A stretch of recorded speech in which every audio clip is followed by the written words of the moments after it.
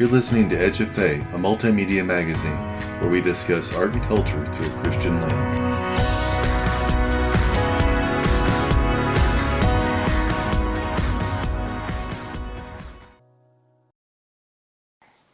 So, Katherine, thank you so much for taking the time to talk to us and for writing this wonderful book, A Prayer for Orion, A Son's Addiction and a Mother's Love. How are you doing today? I'm doing great. Thanks for having me on. Absolutely. So, Prayers for Orion, it's your memoir of your son's battle with addiction, and you're dealing with it. Perhaps you could share some of your thoughts as you struggled with deciding to share this personal story with others. Yeah, I think that I was in a unique position to share about it. I'm a writer primarily, and when these things started happening, it kind of ended up being a situation where we were trying to help a lot of people who had gotten entangled in drugs, and all these things were happening around me. I had just finished a novel, so I was in between books, and it just made sense for me to start writing things down. So I started jotting notes down and things like that. I think, as a writer, I'm an observer. Most writers are, at least narrative writers. So, I couldn't help but observe all that was happening around me, the good and the bad. And so I just started jotting things down, and eventually it became my book, my memoir. I'm also I'm an open person. I'm kind of an open book. So that added to things as well. Some people, for good reason, would choose not to share these things. In fact, my husband can't even read the book. He read like the first chapter and needed to stop. It just was too hard for him. Right. But for whatever reason, I'm able to do that. So I was kind of in the right place at the right time with the right gift, and I had to take that seriously. So, that's what I did. The poet Sylvia Plath, actually, she once said that after it rains, journals get tons of poems about rain. So, I was kind of surrounded by this kind of storm happening around me. So the poems were coming out, all over the place. And so, and I just started writing. In fact, if you've heard of Michael Hare's memoir called Dispatches, that's about the Vietnam War. He was an embedded journalist in the Vietnam War. Right. And because it was so gritty and ugly, he ended up writing it in a very personal way, which is kind of where I found myself when I was writing this memoir, just very, very personally, just kind of sharing everything that I was thinking and what was going on, what I was seeing. So he was chronicling what he experienced and saw. He ended up sort of showing his readers the Vietnam War rather than telling them, what was going on like a journalist might usually do. And I kind of found myself doing the same thing. I wanted to kind of come out of the trenches and show people, what it was like to, begin to see the heroin epidemic up close, and also to see the ways that God was working within it, that it wasn't, didn't need to be as terrifying as we thought, because God really was everywhere. So. Yeah, as I was reading it, I saw a lot of that quality. It's a great book, but yeah, I could see where it's not just a retelling. I mean, you literally are discussing your thought processes. Like I almost felt like I was in your head sometimes. It was really interesting. Yeah.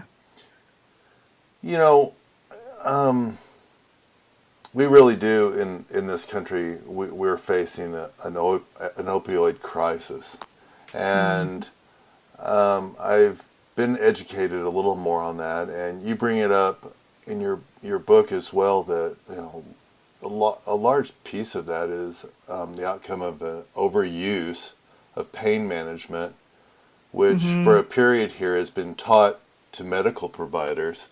I mean, they basically, pain management is just like, might as well be one of your vitals. They ask where your pain level is. They show you that little smiley face, And if you're not Good point. smiling, they're going to give you meds.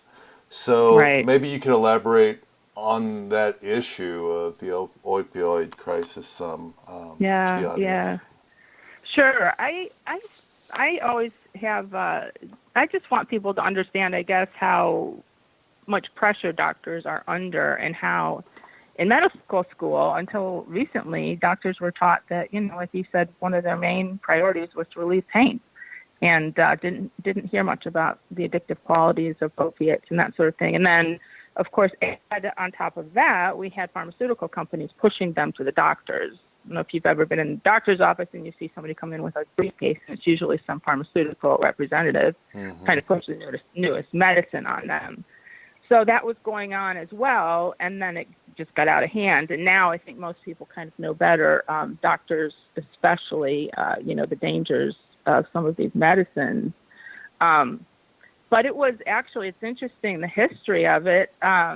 It kind of was introduced to the American public earlier than most people realize. Originally, it was called morphine, the opiate pain med, and it was used as early as the Civil War. So, when people were getting their legs sawed off and all of that, they Mm. did have morphine at least. And then, of course, came World War I and World War II, which left a lot of the soldiers coming home addicted to the morphine. And that eventually was named soldier's disease, and it became just an ongoing issue.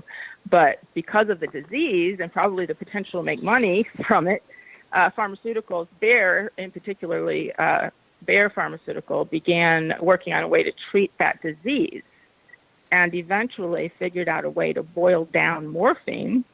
This is interesting, to boil down morphine into a different drug that they claimed treated soldiers' disease. And so they claimed that it took away the desire for morphine, which was absolutely true. And Mm. they named the new drug heroin. So that's kind of the long history. The very short history is that in the 1990s, Purdue Pharmaceuticals began aggressively pushing OxyContin as an opiate pain medicine, because they claimed that it didn't have addictive properties in light of its extended release properties. And as it turned out, they did know the dangers for addiction, that it didn't really solve that problem, and they just continued to push it. So they've been sued for very large amounts of money, and they've often been blamed for the present opiate crisis in America, actually. Right. Yeah. It's a difficult and a horrifying thing. Um, Mm-hmm. and I think it's something that that everyone should be aware of, and it's just something we need to address.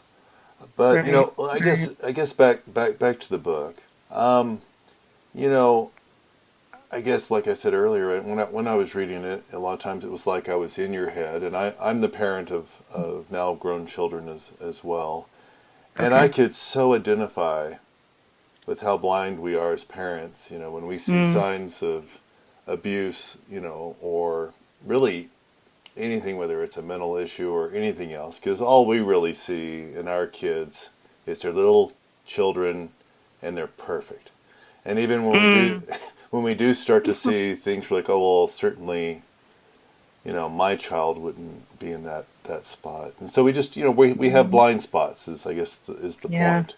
So maybe you True. could talk about some of your experiences in that area. Yeah, sure. Yeah, it's funny, isn't it? Our kid is definitely the smartest one in the class, right? Always Mm-hmm.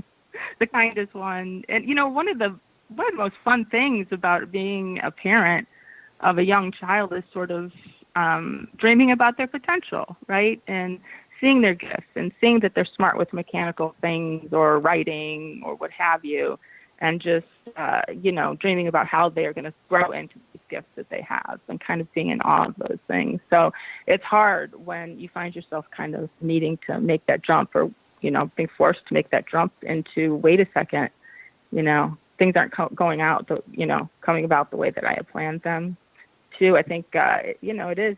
Like you said, it's a blind spot. Um, and we end up saying, it's not our kid.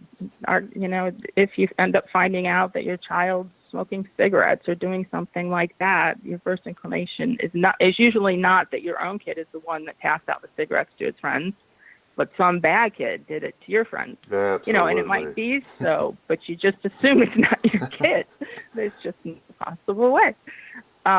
It's kind of like a frog in the kettle when your kid starts experimenting with drugs. At least it was for us. You just really don't see it. It's very, very slow.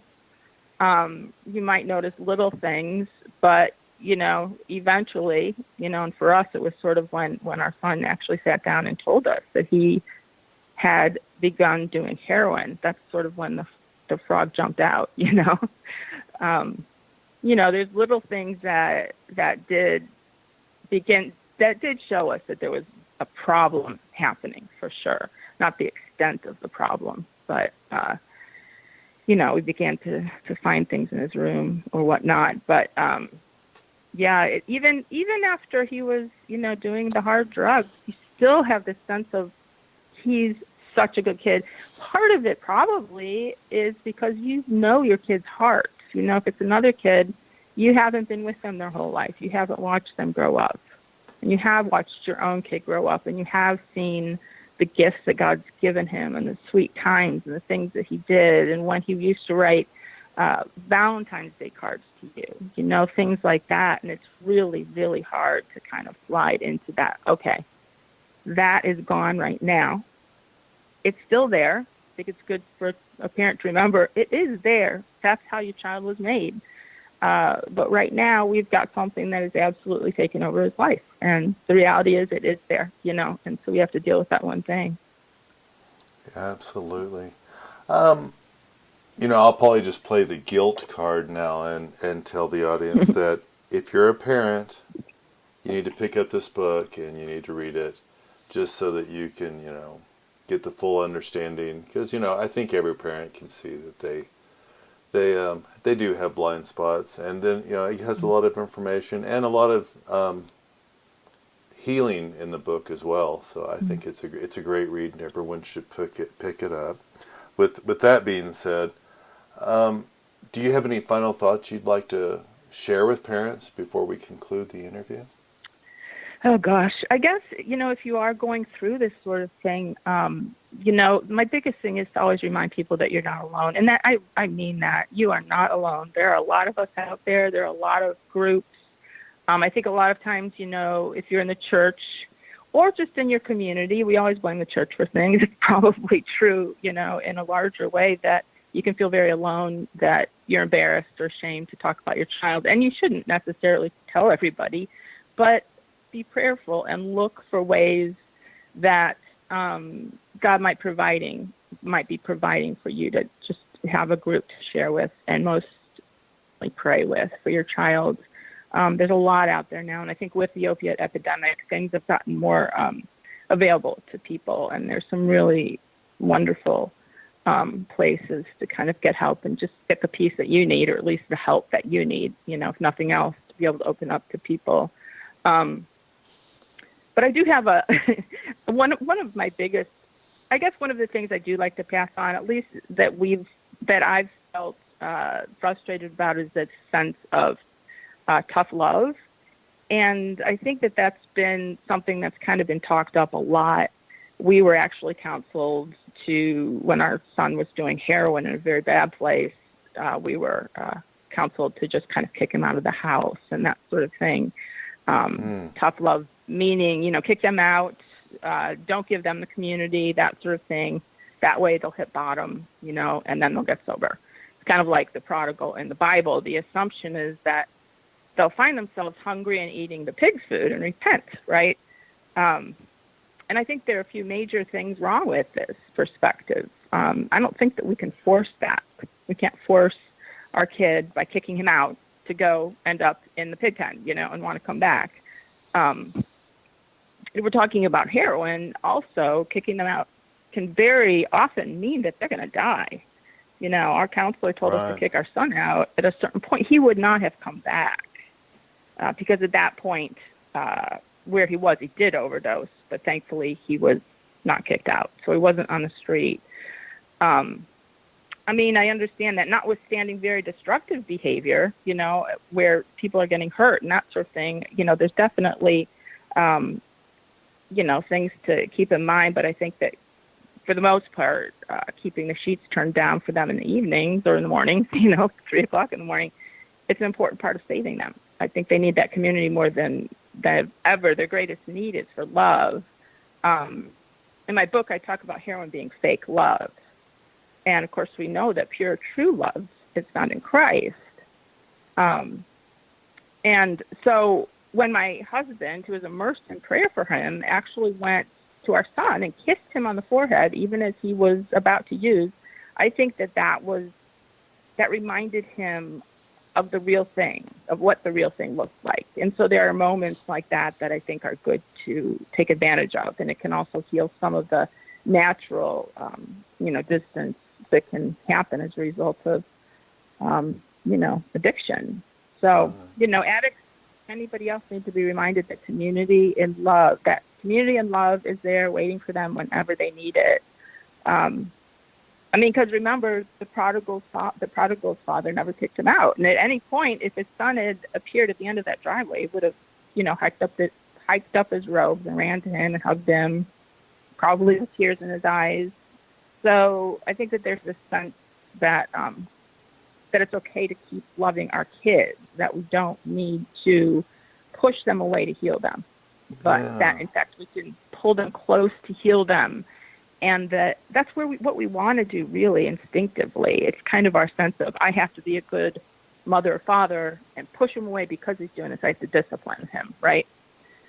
So, drawing him in, I think that is much more effective. And there are studies also that back this up, quite a few of them. So, that's been my latest thing that I really do like to remind people about.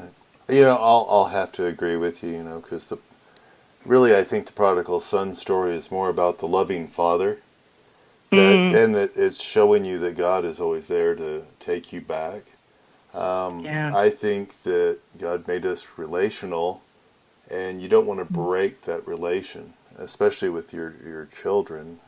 It is difficult, like you're saying, but if you kick them out and they're young and undeveloped minds and on drugs, I don't know that when they hit rock bottom that their thoughts are so much, well, I guess I'll go back. Their thoughts are, well, I'm lost and I have nowhere to go, right? Right. Yeah, So exactly. absolutely. And there's love right here with me, and in the shape of a pill. So yeah, that's sad. All right. Well, once again, thank you for taking the time to talk to us. And A Prayer for Orion. It's a wonderful book, and everyone should get a copy. Thanks so much.